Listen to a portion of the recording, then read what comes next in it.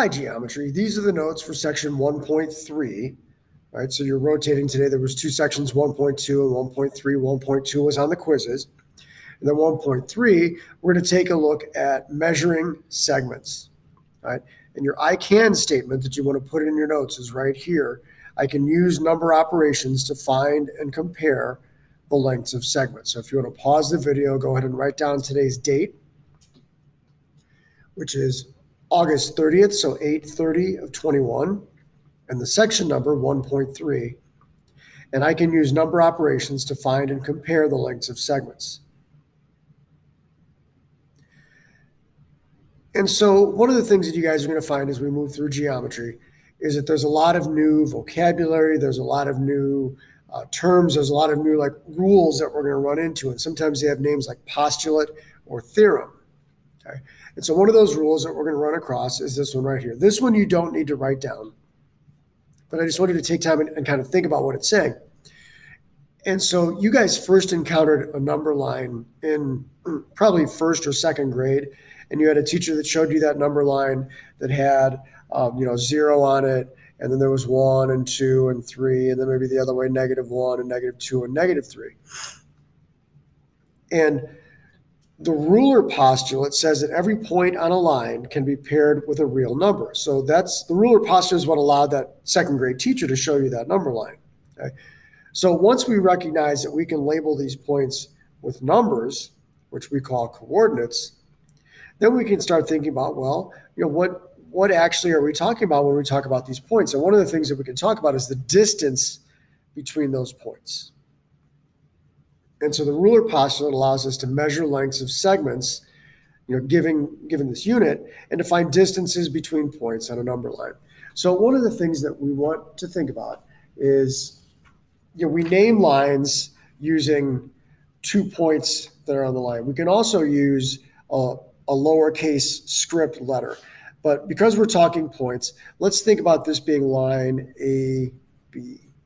And we said that not only is there some new definitions, there's some new symbols. So if we talk about line AB, we could write it as the letter A, B, both capital, with this type of symbol above it, this little line with 2 arrowheads. Remember when you first started graphing linear functions, and teacher always reminded you, hey, that line goes on forever in both directions, don't forget your arrowheads. We also could talk about just the segment that has A and B as its endpoints. And we would write that as line segment AB. So this symbol with the line above it with no arrowheads. You remember from 1.2 that we also have this type of segment, which has one endpoint and then continues on forever.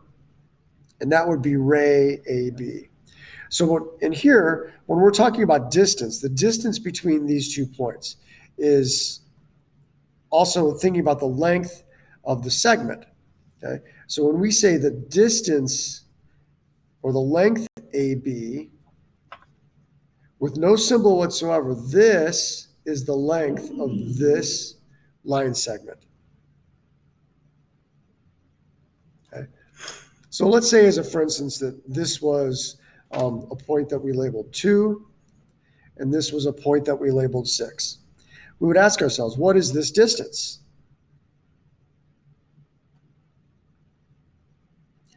And as several of my students pointed out when we talked about this in class, the distance is 4. How did they get that? Well, that's 6 minus 2. What it turns out is, what if I went the other way? 2 minus 6.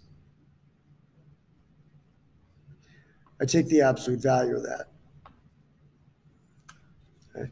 So anytime I start thinking about distance, I'm just going to subtract the values of the coordinates of those endpoints and take its absolute value because distance is always positive, and that will give me that length.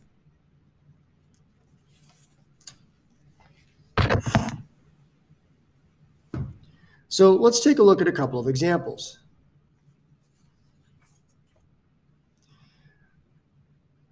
So if we think about this length, the length TV, right? Well, I can see that it has an endpoint of 14 and an endpoint of 8. So I could subtract those two, and that will give me a length of 6. What about this length? SV.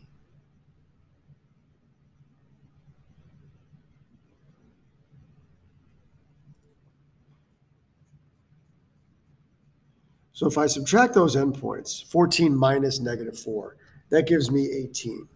Okay? And that definitely, by the procedure, is the way that we would think about that. A student in one of my classes thought about it a different way. That student said, well, from 14 to 0 is a length of 14. And then from 0 to -4 was a length of 4.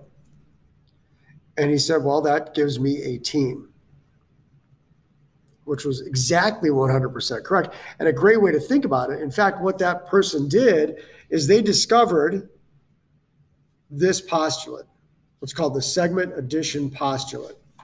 And I do want you to pause the video and write this down and draw in this diagram.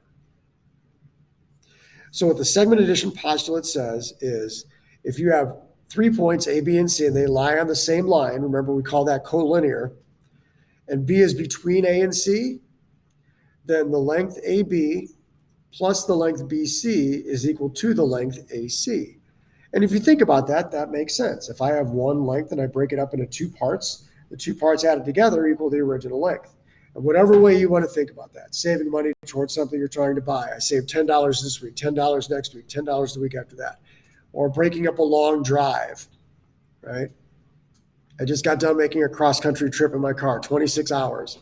Right? I was traveling with 2 pets, so I had to break it up into multiple days. So I drove 8 hours the first day, 10 hours the second day, 8 hours the third day, and that was it.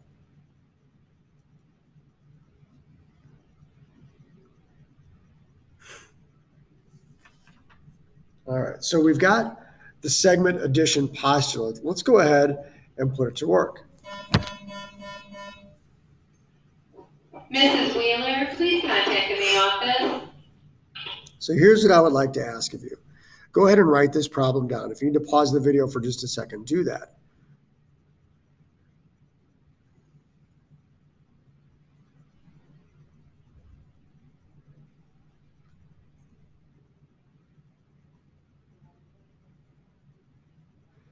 So I'd like to point out something that's pretty important to think about when you see diagrams on a worksheet or in a workbook or in a textbook or on one of my videos, is that one of the things we're reminded of is that these are not drawn to scale. Sometimes we look at how this picture is drawn and we go, oh, well, clearly EF is larger than FG. And honestly, right now, we don't know that. But what we do have is a line segment, the segment EG, and we're told a couple things about it. We're told that the length EF is represented by 8x minus 14. The length FG is represented by 4x plus 1, and the entire length of this segment is 59. And so in the question, we're asked, if this length EG is 59, what are the lengths of EF and FG? So let's think for a minute about how we would set this up. Now, what I'm going to recommend to you is this. Let's go ahead and use what we know in the segment addition postulate to write a template for ourselves. So we know that EF plus FG is equal to EG. Great. So what do we know about those things? Well, EF we know is 8x minus 14. FG we're told is 4x plus 1. And EG is 59. And again, you want to make sure that you're writing this down as we go. So this is the first big challenge, is taking this information and writing this equation from it, okay? Once you can write the equation, you can go ahead and solve this.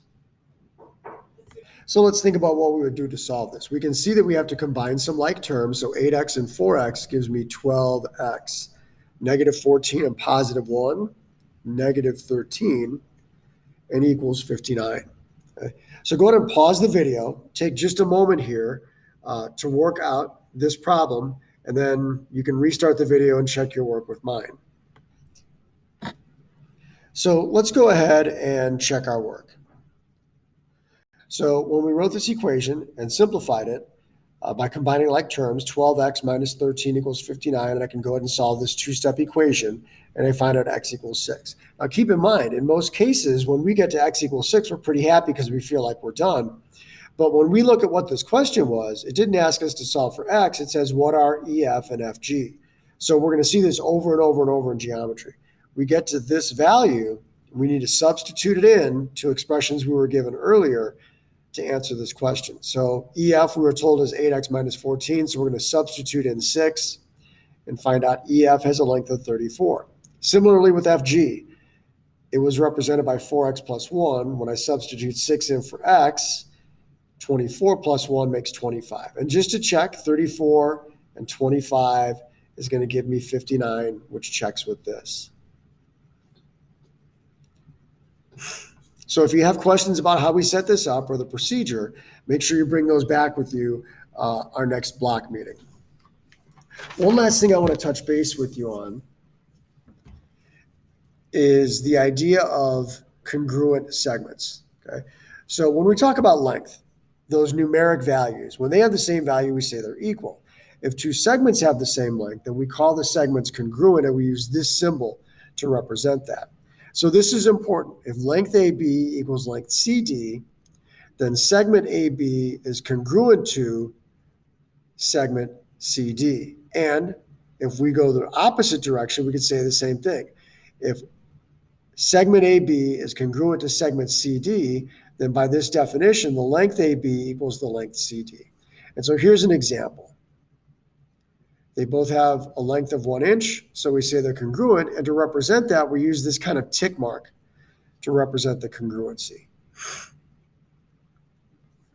Okay. So when we're solving problems, we may run across where we're told that a point is a midpoint of a certain segment. Okay. So a midpoint, by definition, is a point that divides the segment into two congruent segments. Okay. So if I have a point, line, ray, something else that intersects a segment at its midpoint, we say it bisects that segment. So if we're given a problem that has the word midpoint in it, how do we set that up? Well, we know that if Q is the midpoint of PR, then PQ length is equal to QR length, so we can set these two equal to each other. So this is one of your big challenges when we sit down to do our practice problems, is writing the equation correctly. Do I add the two of them together to equal something else, or are they equal to one another? And we'll get a chance to practice that. Again, make sure you bring your questions with you when we have some more time in class our next